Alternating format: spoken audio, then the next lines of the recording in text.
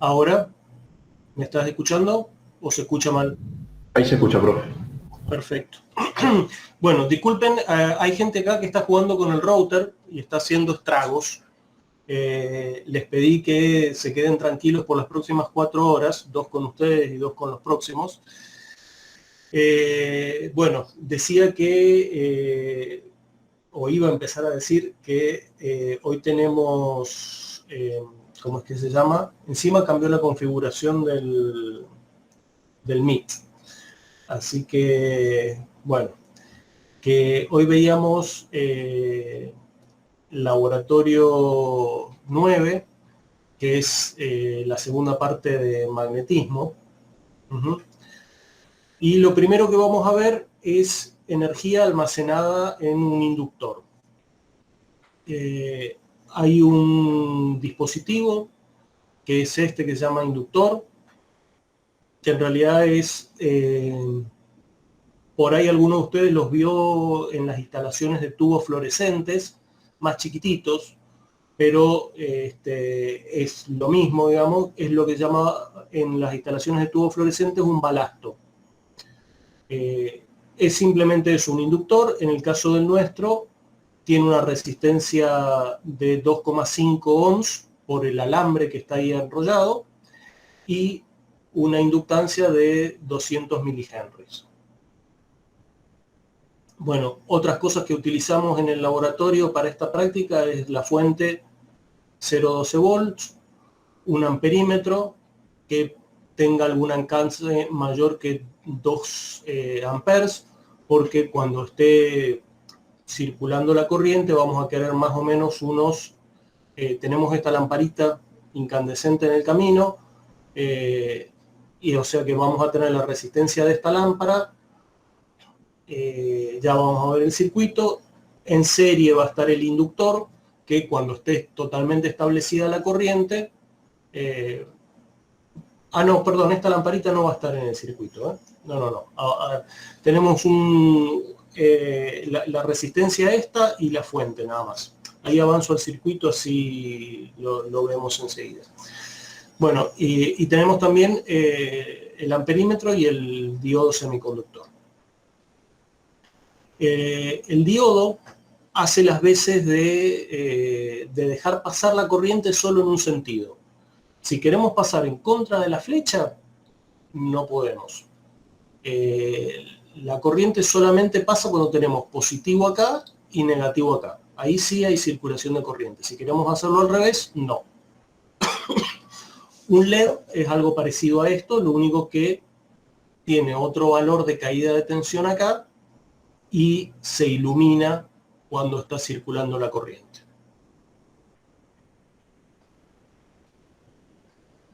Si la corriente quisiera pasar así, no va a pasar. O sea que el amperímetro o lo que sea nos va a marcar 0 amperes.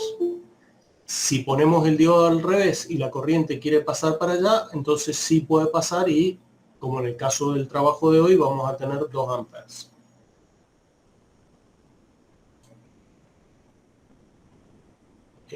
Bien. Con el ohmímetro medimos la resistencia del inductor. Como les decía, el inductor tiene un alambre de cobre, un arrollamiento muy largo, así que tiene una resistencia grande de 2,5 amperes, un alambre muy finito, esmaltado. Si ustedes se acuerdan, el cable de 100 metros tenía más o menos así 2 ohms, 4 ohms, ¿sí? Ese de 0,35. Así que este, bueno, es un alambre muy finito y de varios metros, arrollado en ese bobinado grande que teníamos. Bueno, medimos la resistencia, según dice acá en la filmina, en el laboratorio en vez de medir 2,5 estaríamos midiendo 2,4. Se verá en la hoja de resultados qué es lo que ustedes tienen que usar. ¿Cómo funcionaría el circuito y qué es lo que tenemos que probar? Nosotros tenemos la fuente, acá dice conectada a 9 volts, por ejemplo. Tenemos el positivo de la fuente, atraviesa el amperímetro y viene para acá. Entonces, ¿qué se va a encontrar acá? El diodo puesto al revés. O sea que no va a haber circulación de corriente. Por ahora está abierta la llave. Si cerramos, el recorrido de la corriente sería este, pero no lo va a poder hacer porque el diodo no le deja pasar. Como el diodo no lo deja pasar, ni el amperímetro marca ni la lamparita se enciende.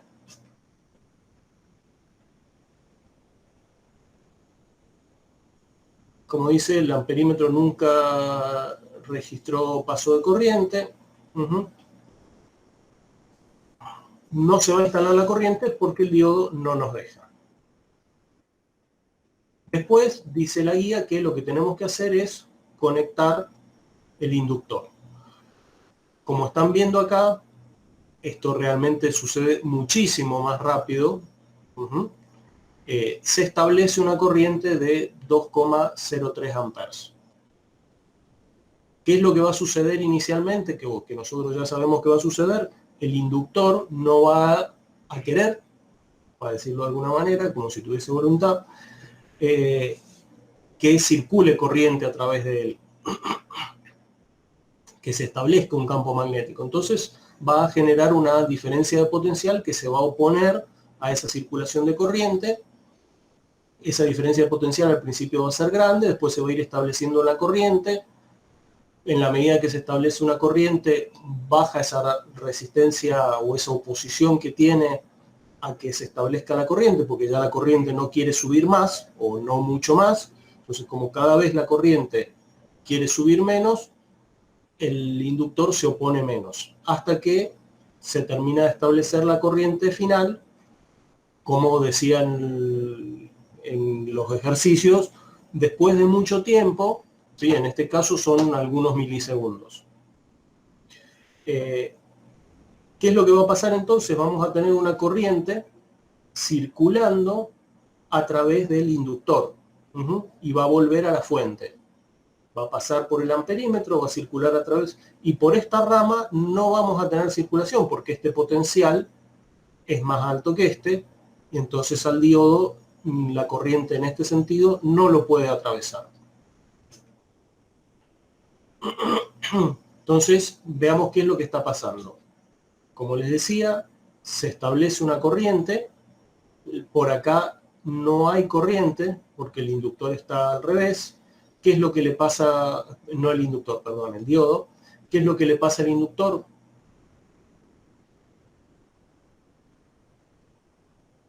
Cuando intenta pasar una corriente, aparecen líneas de campo que van variando, que van creciendo. ¿Qué es lo que sucede? El inductor trata de oponerse y de generar una FEM para que no se establezca esta corriente. Eso dura un poco de tiempo, dependiendo de la R y la L, hasta que, bueno, en definitiva, queda establecido la corriente final de 2,3 amperes. ¿Qué pasa cuando abrimos el interruptor?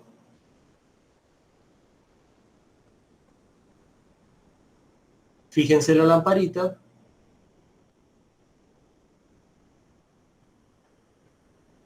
Cuando abrimos el interruptor, la corriente cae a cero. Esta rama está abierta, no puede circular más corriente. Ahora, esta rama tenía una corriente circulando en este sentido, hacia abajo. Para tratar de mantener esa corriente circulando, encuentra un camino, que es a través del diodo, porque si la corriente venía para abajo, por acá tiene que venir hacia arriba. O sea que en ese caso sí vamos a tener una circulación de corriente. Si lo miramos desde el punto de vista de las diferencias de potencial, cuando acá anulamos el potencial más menos que teníamos, el inductor, para tratar de que siga circulando corriente, va a armar un más abajo menos arriba. Y entonces la corriente va a circular en ese sentido. ¿Cuánto? Y muy poquito tiempo. Es eso de un pequeño destello. Uno ve que se ilumina y nada más.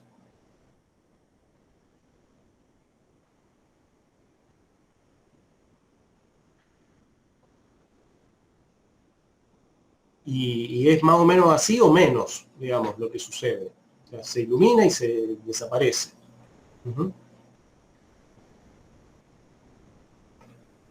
Abrimos el interruptor, la corriente se va a cero, intenta desaparecer el campo magnético, no desaparece, ¿sí? Pero esa intención de desaparecer del campo magnético hace que el inductor trate de mantenerlo, y para mantenerlo tiene que hacer circular una corriente en este sentido. En el mismo sentido que venía circulando.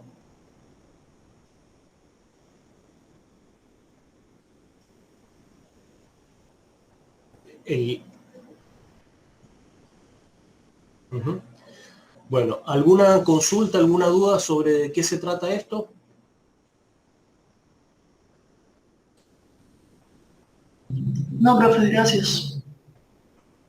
Bien.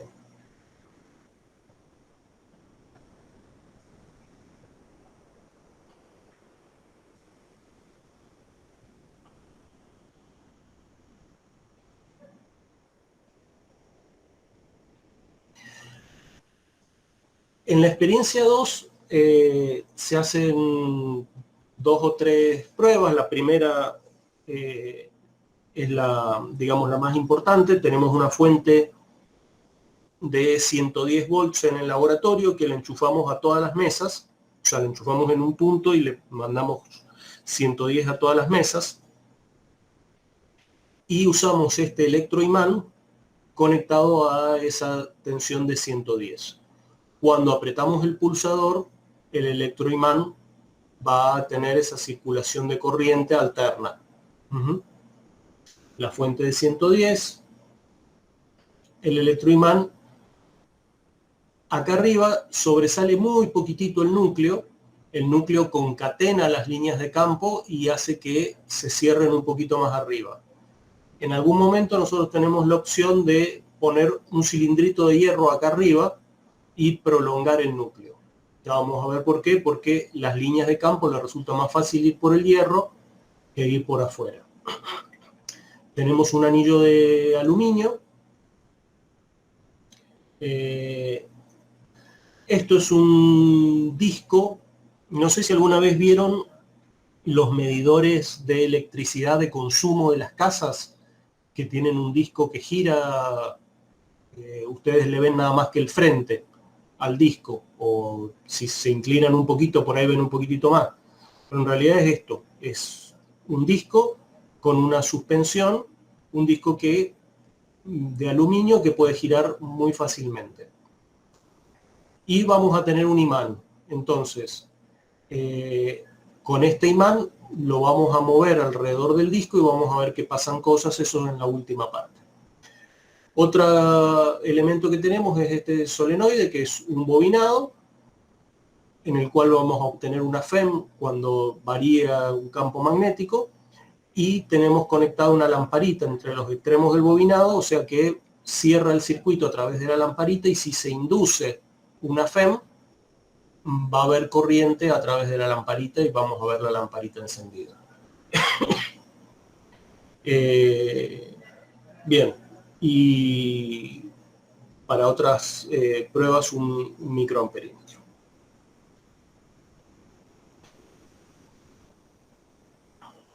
Bueno, lo primero que hacemos es conectar la fuente, encenderla. El solenoide encendido, no pasa nada. Agarramos la lamparita y la vamos pasando por alrededor y la ponemos en distintos lugares y vemos dónde se afecta más o menos. Si las líneas de campo cierran por acá, pero también cierran por acá, por el frente y por atrás, vamos a ver que o no se ilumina o se ilumina muy poco. En cambio, si está acá arriba, todas las líneas de campo van a estar concatenadas en el cilindrito del bobinado este. Si después ponemos el núcleo, incluso las que salían por acá abajo o las que venían acá muy de costado, también van a quedar atrapadas. Entonces, como esto tiene una corriente alterna, hay una campo magnético que varía 50 veces por segundo y eso termina encendiendo la lamparita. O sea que en la práctica esta lo que hacemos es probar en distintas posiciones de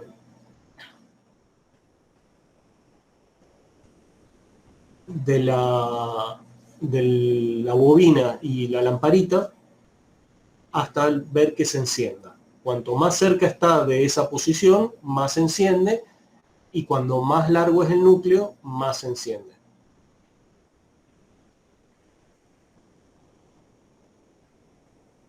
¿Quedó más o menos claro lo que sucede acá? Tenemos 50 Hz en el bobinado y eso es el campo magnético variable que va a hacer que se induzca una FEM variable que termina encendiendo la lamparita. Cuanto más líneas de campo atraviesan el bobinado, más flujo atraviesa el bobinado, más encendida va a estar la lamparita porque mayor va a ser la FEM. Después dice que sustituyamos la lamparita por el anillo de aluminio.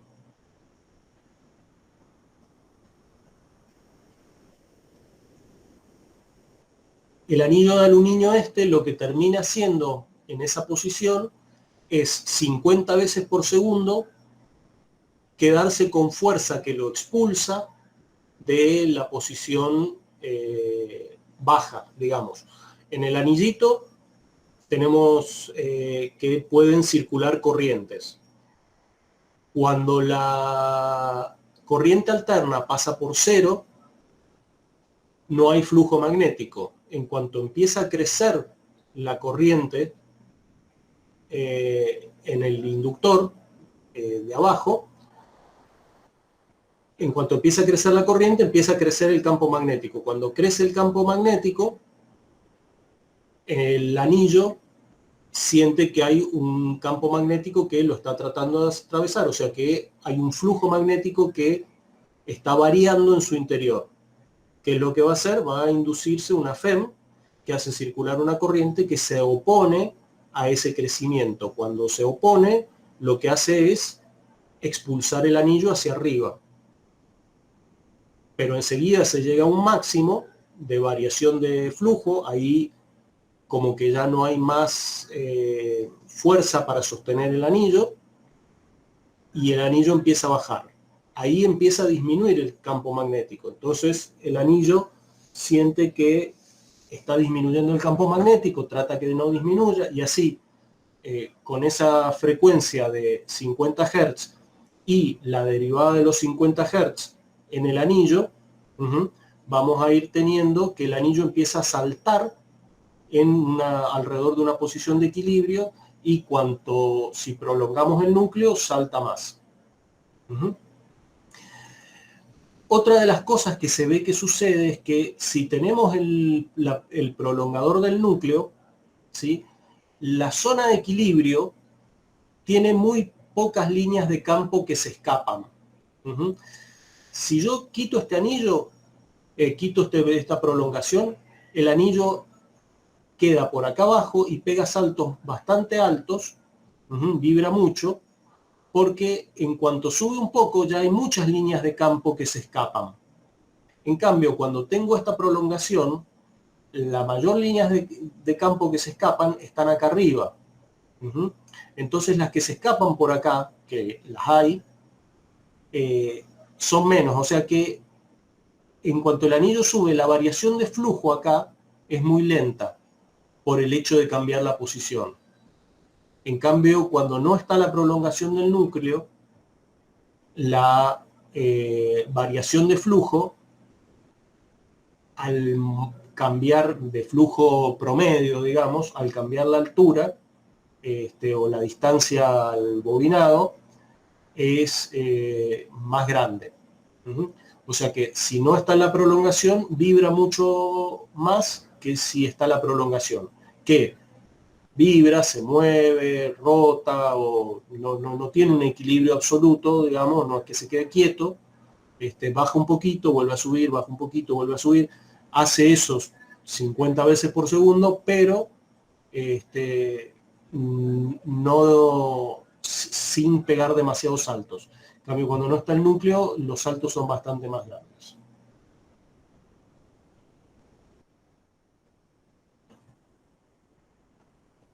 Ese es más o menos el bastante logrado del profesor Marinaro. Bien, si tocan el núcleo, lo que van a notar es que está caliente.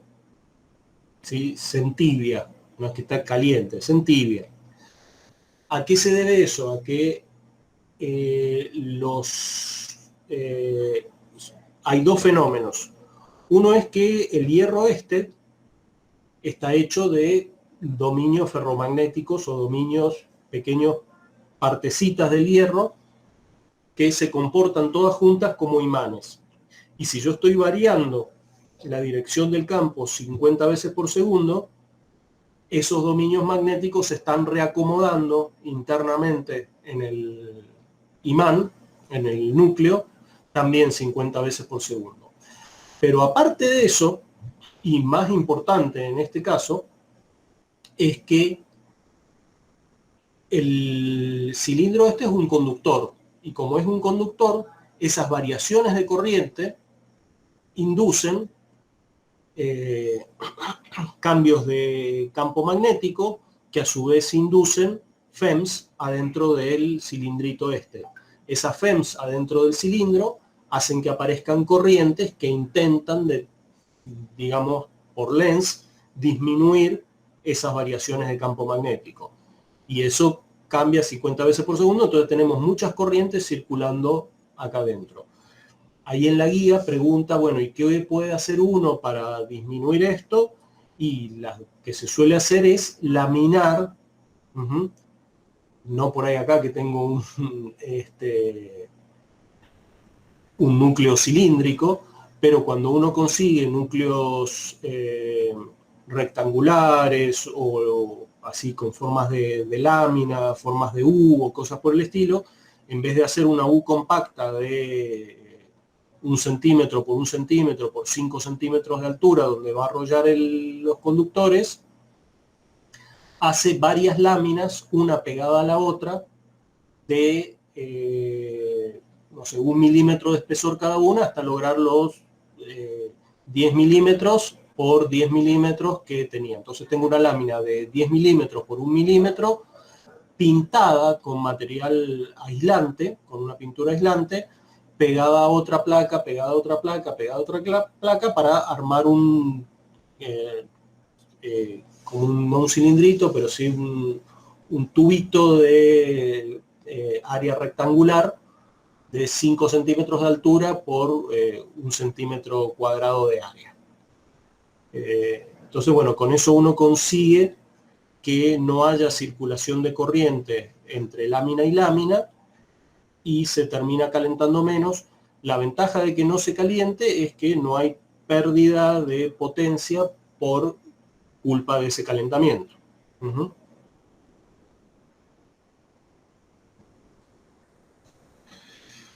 Bien, aumentó la temperatura como dice ahí. El efecto de frenado, la idea es que si uno tiene el disco girando y acerca el imán, hay una parte del disco que no veía campo magnético, que cuando se acerca al imán va a haber campo magnético. O sea que en donde estaba, sin campo magnético, va a empezar a notar campo magnético que va a ver que van a circular corrientes en el disco que se oponen a que el disco avance o a que crezca el campo magnético o el flujo magnético en ese sentido. Y la parte que estaba debajo del imán, si el disco está girando, va a pasar a estar o alejarse del imán, o sea que va a disminuir su flujo. También van a haber corrientes que vayan a tratar de que no disminuya ese flujo magnético.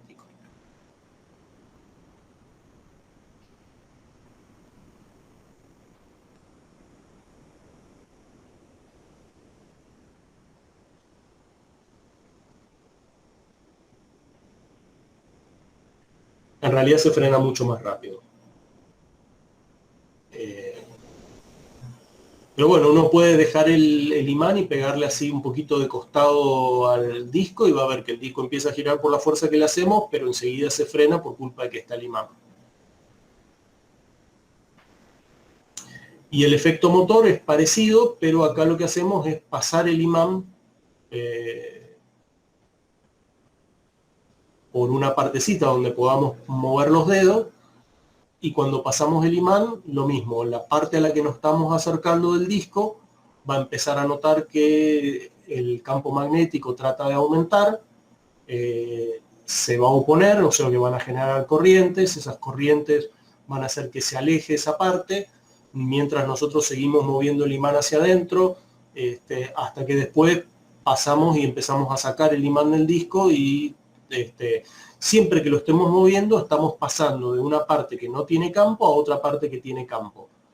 Perdón, de una parte, claro, que no tiene campo, le estamos acercando un campo magnético, así que mientras nosotros movamos el disco, le vamos a estar dando un impulso, movamos el imán, vamos a estar dándole un impulso a este disco.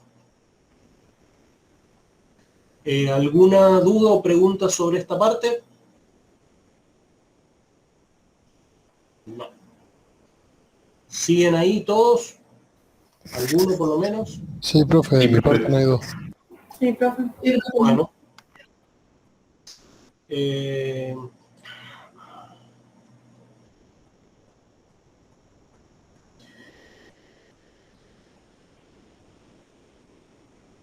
Y bueno, la última parte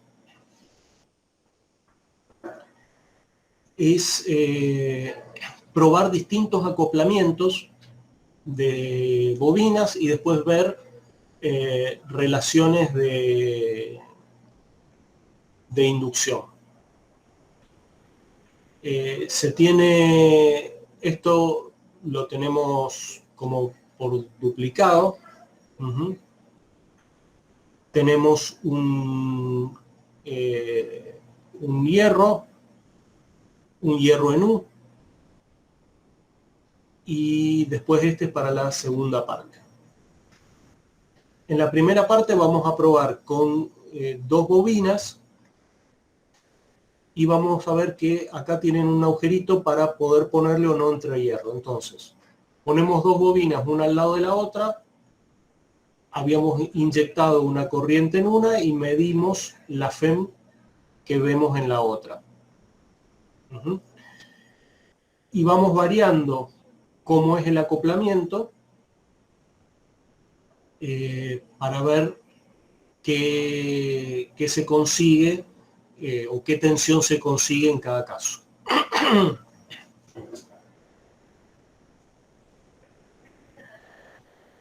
Entonces, estas serían más o menos las posiciones. Una frente a la otra con el tubito que las atraviesa, con solamente un palito. Después así. Después así, pero cerrando acá arriba con un conductor. Y después, bueno, vamos a ver la última parte que es... a ver, yo tengo acá el... No lo abrí, me parece. Ah, sí, acá.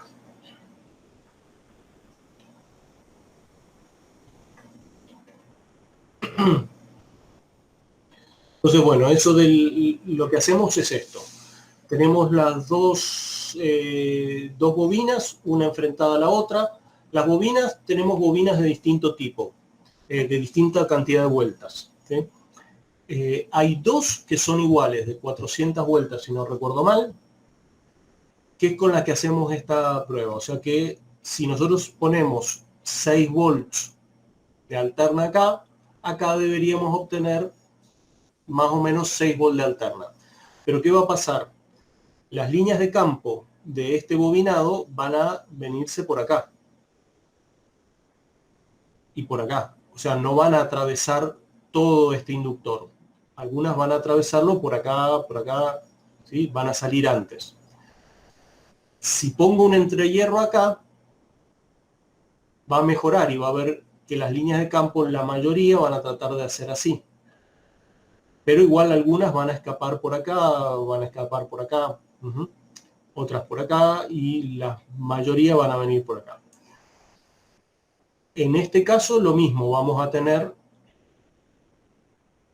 que va a haber algunas líneas de campo que cierren por acá. En cambio, ya cuando tenemos este otro caso, las líneas de campo, la mayoría les va a convenir cerrar bien por arriba. O sea, ¿con cuál de estos creen ustedes que veríamos la mayor tensión inducida en el secundario? Y cuando el acoplamiento está totalmente cerrado, porque casi todas las líneas de campo que genere una de las bobinas van a estar concatenadas en la otra. Así que, bueno, ese sería lo que hay que ver en la práctica. Si vamos a la hoja de resultados, lo que dice es que cuando el acoplamiento tiene aire, de los 6 volts de entrada, tengo solamente 1 volt en el secundario. Cuando pongo un palito nada más, tengo 1,8 volts en el secundario. Cuando pongo la U y no la cierro, tengo 2,2 en el secundario, y cuando la cierro tengo 5,1. Entonces, bueno, ¿cuál es el mejor acoplamiento? Y cuadrado cuando los caminos magnéticos están cerrados. La segunda parte de esta práctica es probar con los distintos bobinados.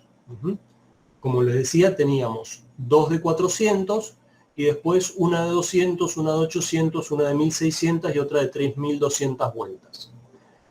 Usando el acoplamiento en U, que es el que mejor funcionaba, probamos. Y si miran la hoja de resultados, lo que nos dice es que cuando tenemos el de 400-400, como habíamos visto recién, tenemos 5 volts en el secundario. Cuando tenemos 400-800, tenemos, según la fórmula 12, lo que vemos nosotros es que tenemos 10,4.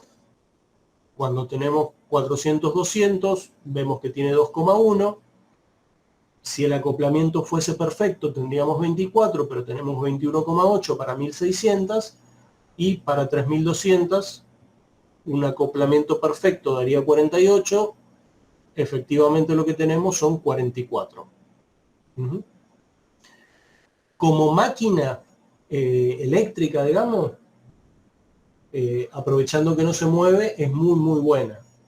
Fíjense que con unas cositas así nomás de laboratorio, un entrehierro sin mucho esfuerzo, y el entrehierro es esta cosa que está acá en U o en cuadrado completo, se consigue obtener un 44 de 48, o sea que es mejor que el 90%. O sea, sacarle algo una eficiencia mayor que el 90% es algo bastante bueno. Bien. Y la última parte, la parte 3 de este acoplamiento, o de esto ver inducción o transformación de tensiones, utiliza un acoplamiento que, como les decía, tiene 2 de estos armazones como en W, en W. Y tenemos una rama donde vamos a poner la bobina de 400, que es donde vamos a alimentar, que es esta rama central. Arriba va la de 1600, en uno de los laterales va de 3200 y 400, en el otro lateral va de 200 y 800. Bien. ¿Qué es lo que vemos acá? Acá lo que vemos es que lo que genere o lo que esté, el campo magnético que esté generando esta bobina de 400, va a generar líneas de campo que van a ir por este entrehierro hasta que llegan acá. Ahora acá el camino magnético se bifurca y le da lo mismo ir por un lado que por el otro. O sea que la bobina de 1600 va a estar concatenando el 100% del flujo magnético. En cambio, la de 3200, 400, 200 y 800 van a estar concatenando la mitad. Entonces la fórmula K, ¿sí?, no solo incluye la relación de vueltas del primario y vueltas del secundario, también tiene que incluir qué proporción del flujo está concatenando cada una. Como que en esta tablita, ¿sí?, nosotros tendríamos que poner una columna que diga relación primario-secundario o NS sobre NP, y otra columna que diga porcentaje de phi o proporción de phi. Y en la proporción de phi, solamente la de 1600 tiene un 1. Las otras tienen 0,5, 0,5, ¿sí?, 0,5 y 0,5. Por eso es que el valor de la fórmula me da 3 y no 6. Porque antes habíamos visto que 400 con 400 me daba 6. Pero esta de 400 tiene la mitad del flujo magnético que genera esta. La otra mitad se va por el otro lado. Bueno, tienen que hacer esa tabla que les digo, o sea, como con dos columnitas más, acá en el medio, antes de poner valor de la fórmula, y si quieren la fórmula la escriben en algún lado, que es NS sobre NP o NP sobre NS, depende de cómo lo vayan a poner, con el porcentaje del flujo concatenado. Bien. Bueno, después tenemos, que no hay PowerPoint ni nada de eso, dos motorcitos, que no sé si hay fotos acá. No. Voy a ver.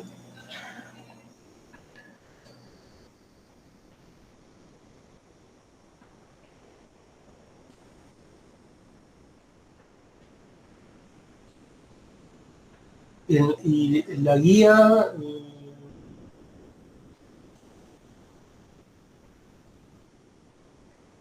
Bueno, la guía está más o menos explicado y hay fotos.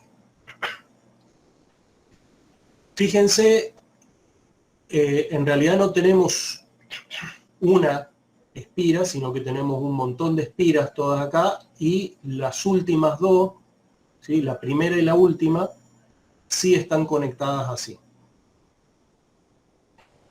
Acá la conexión es, la entrada de una de las espiras está conectada por adentro de los anillos a este primer anillo, por ejemplo. En realidad esto está al revés, ¿no? Esta. La parte de abajo, este segmento, viene así, atraviesa el conductor y toca este anillo que está más adelante. Y este otro punto toca este otro anillo. O sea que si nosotros tomamos la tensión con un peine tocando este anillo y otro peine tocando este anillo y mandamos la señal esa a un microamperímetro, lo que vamos a ver es que mientras nosotros giremos estas espiras, si tenemos un campo magnético que va acá para arriba, ¿sí?, esta espira, al ponerse este lado acá y este otro lado de abajo acá, va a estar atravesada por todo el campo magnético. En cambio, cuando está así, no hay flujo magnético atravesando las espiras. Profe, disculpe, ¿está compartiendo usted? No, tenés razón. Ah, ahí está. Qué buena la aclaración. Igual la guía de esto ustedes lo tienen, ¿no? Pero sí, si yo señalo acá, entonces les decía, bueno, este alambrecito de adentro llega hasta la espira, hasta el anillo de afuera. Esto en realidad son un montón de espiras, ¿sí? Y la última está tocando el anillo que está un poco más adentro.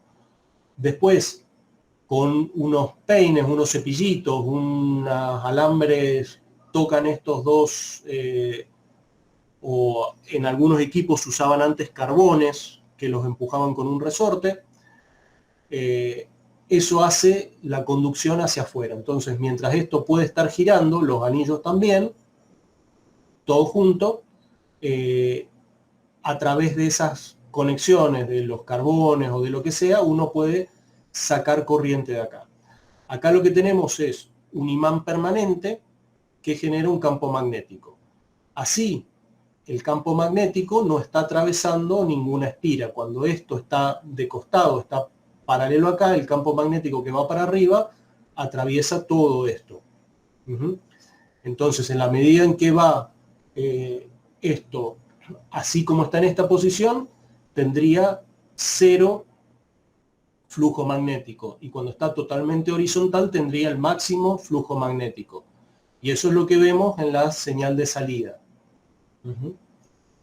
Esta forma de sacar la corriente de acá, o de sacarle corriente o tensión a esto, se llama alternador, porque va cambiando la polaridad. Otra forma que se usaba antiguamente para tener una señal como continua, o por lo menos siempre en el mismo sentido, es que cada alambre de estos toca una parte y otra parte del anillo, pero el anillo está partido por acá y por acá. A 180 grados tiene un corte de cada lado.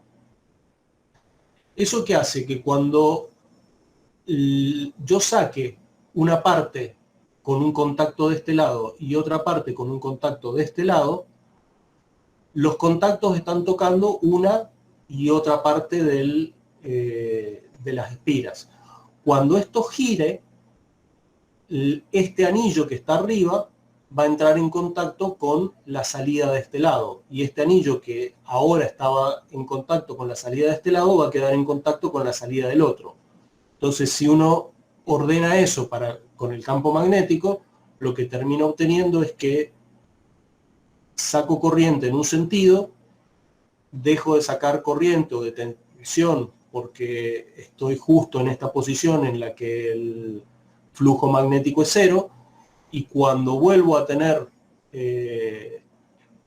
flujo magnético variando, digamos, no 0, sino variación 0, la variación 0 la tengo cuando estoy lo más horizontal posible, o sea, cuando estoy con casi todo el campo concatenado. Ahí voy a tener variación casi 0 porque voy a venir de crecer y cada vez crecer más despacio hasta que quede con todo el campo pasando. Y después empieza a achicar.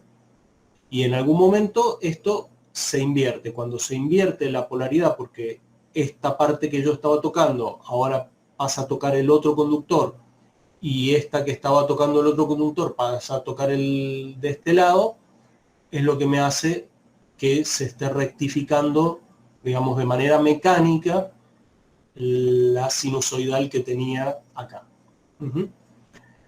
Ahora ya esto casi que no se usa, se utiliza directamente alternadores que mejoran mucho y no tenés el saltito que tenés acá con el corte. Y después, si uno necesita continuo, utiliza una rectificación con diodos y un puente de diodos, capacitores y todo eso. Pero bueno, los autos antiguamente tenían esto, tenían, acá dice, bueno, generador simple de corriente continua, pero se lo llamaba dínamo. En el laboratorio, bueno, tenemos uno que tiene salida partida y el otro que tiene salida con 2 anillos. La idea en el laboratorio es poner cada uno de estos con sus salidas conectadas al microamperímetro. Entonces, si damos vuelta muy rápido de la manijita, el que tiene continua o rectificada, va a mover la aguja siempre en el mismo sentido. Y la aguja, en última instancia, va a ir siguiendo ese movimiento que nosotros le vamos dando. En el que tiene el anillo, dos anillos, o sea, el alternador, lo que vamos a ver si lo movemos despacito es que la aguja se va a la derecha, después se va a la izquierda, siempre pasando por el cero, a la derecha, a la izquierda, siempre pasando por el cero, en la medida que nosotros vamos moviendo, le vamos dando vuelta al bobinado. Si lo hacemos muy rápido, ya la aguja del microamperímetro no es capaz de seguirlo, entonces, bueno, se queda bastante oscilando alrededor del cero. Por suerte los alumnos se suelen cansar antes y no rompen el microamperímetro. Bueno, y hay en el laboratorio otro de estos sistemas que en esta zona de acá tiene los dos tipos de salida. Tiene una salida por acá con carbones, ¿sí? Para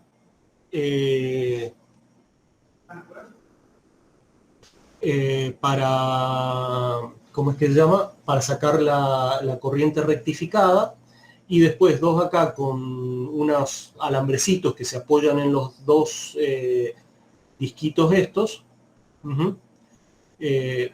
para sacar la corriente alterna. La idea con esta segunda parte es que lo miramos con un osciloscopio. En vez de hacerlo mover a mano, tenemos un motor para hacerlo mover. El motor tiene un control electrónico de velocidad, o sea que le inyectamos los mismos 110 que utilizábamos con la fuente de la práctica, del punto de la segunda práctica. Y hacemos mover este motor que mueve al generador. O sea que este sería un motogenerador o generador accionado por motor. Obviamente esto, más que así para práctica, no tiene mayor sentido, ¿no? O sea, solo como para probar si un generador está funcionando o si va a funcionar bien o cosas así, uno lo hace andar con un motor, si no después lo hace andar a un generador o con un motor de combustión interna o con una turbina o cosas por el estilo, ¿no? Bueno, como les decía, la idea en esta parte es observar esas mediciones en el laboratorio con un instrumento que se llama osciloscopio. ¿Cómo funciona el osciloscopio? El osciloscopio tiene dos entradas que se pueden usar de distinta manera. Estas entradas son amplificadas por un circuito electrónico y acá lo que tenemos es una pantalla que se llama de tubo de rayos catódicos. Hay un cátodo que emite electrones. Esos electrones se aceleran hasta la pantalla. La pantalla vendría a ser el ánodo. Cuando chocan con la pantalla tiene una pintura de fósforo que se ilumina. Y eso, bueno, hace que nosotros veamos, por ejemplo, un punto en algún lugar de la pantalla. A su vez, a los dos costados, derecha e izquierda del tubo, hay unas placas, como si fuese un capacitor, y arriba y abajo lo mismo, hay unas placas. Entonces, a la derecha y a la izquierda uno puede inyectar una diferencia de potencial y arriba y abajo también puede inyectar una diferencia de potencial. ¿Qué es lo que se hace habitualmente? Habitualmente, el que corresponde a la derecha e izquierda uno lo que inyecta es una señal que la genera el mismo osciloscopio, que se llama base de tiempos, y que es como un diente de sierra, una señal que va subiendo así, en intensidad o en tensión, diferencia potencial, y después cae, y después vuelve a subir, y vuelve a caer, y vuelve a subir, y vuelve a caer. Cae muy rápido y sube lentamente. Mientras sube, esa tensión se aplica a las placas horizontales. Entonces, los electrones que pegaban en el centro de la pantalla, ahora van a pegar a la derecha de a la izquierda de la pantalla, y después se van a ir moviendo, desplazando hacia la derecha de la pantalla. Cuando la señal llegó arriba de todo, se corta la emisión del haz, mientras la señal baja y se vuelve a cero. Entonces, cuando se vuelve a emitir el haz, vuelve a pegar del lado izquierdo de la pantalla. Nosotros no vemos el retorno solamente vemos cuando está yendo de izquierda hacia la derecha. Ahora, si mientras ese haz de electrones está yendo de izquierda a derecha, le aplicamos una diferencia potencial arriba y abajo, los electrones, si arriba es positivo, van a tratar de ir para arriba. Más arriba, cuanto más positivo sea.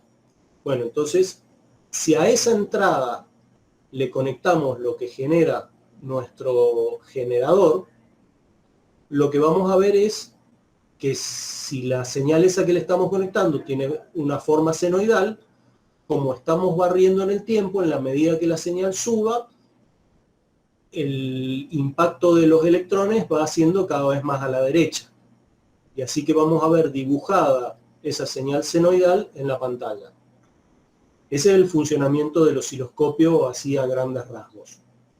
Después, bueno, tiene dos entradas, entonces las dos entradas se pueden sumar y hacer que uno vea o dos líneas acá o, digamos,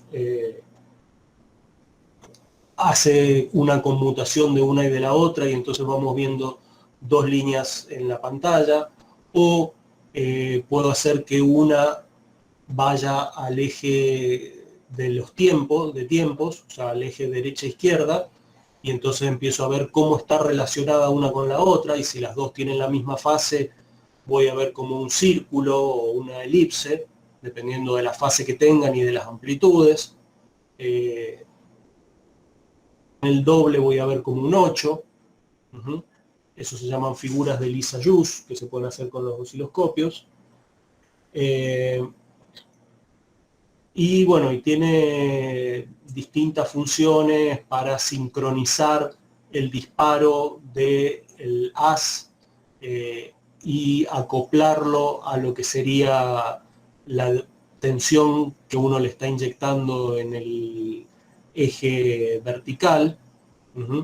Entonces puede variar en qué punto, o sea, cuando se alcanza qué voltaje arranca la medición, y bueno, y eso.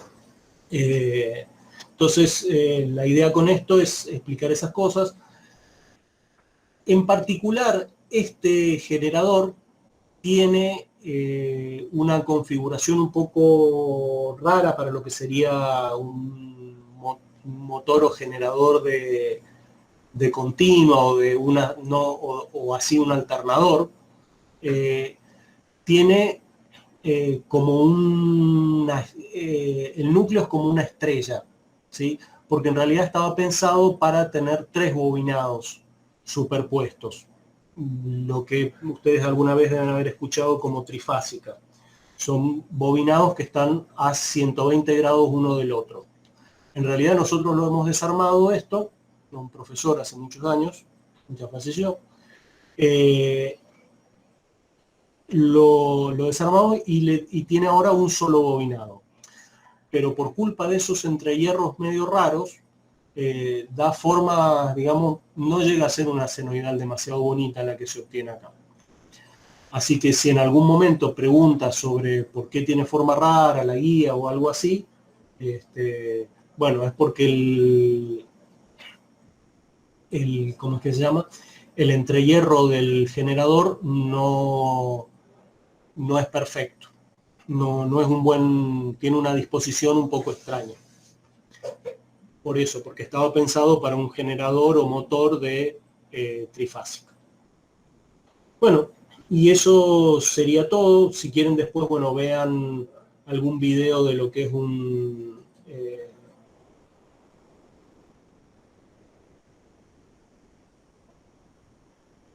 ¿cómo es que se llama?